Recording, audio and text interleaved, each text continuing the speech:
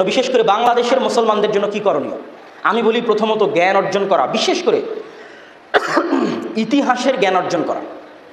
আপনি দুটো ইতিহাস অবশ্যই পড়বেন, নিজের সন্তানদেরকে পড়াবেন। এক, ইসলামের সামগ্রিক ইতিহাস। দুই, মুসলিম বাংলার স্বাধীন সুলতানি শাসনামলের ইতিহাস।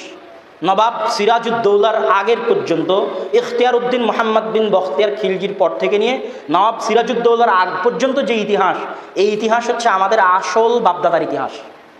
আমাদের সত্যিকার পিতামহ, প্রপিতামহ, তার পিতার ইতিহাস। এই ইতিহাস যদি আমরা ভুলে যাই তাহলে আমাদের অস্তিত্বকে আমরা বিক্রি করে দিলাম। এই ইতিহাস যদি আমরা অবমূল্যায়ন করি তাহলে আমরা আমাদের অস্তিত্বকে বিক্রি করে দিলাম।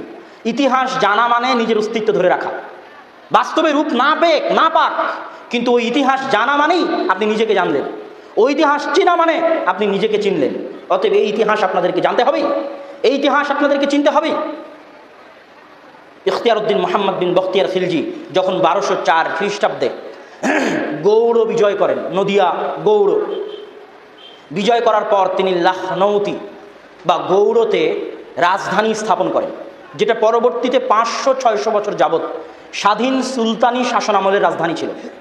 ওই আমলেই চাঁপাইনবাবগঞ্জের সোনা মসজিদ, ওই আমলেই রাজশাহীর বাঘা মসজিদ, ওই আমলেই নওগাঁর কুসুম্বা মসজিদ সহ এই দেশের যত পুরাতন মসজিদ পাবেন, 500 বছর আগের যত পুরাতন মসজিদ, প্রত্যেক পুরাতন মসজিদ ওই স্বাধীন সুলতানি শাসনামলের ইতিহাস এবং ঐতিহ্য বহন করে।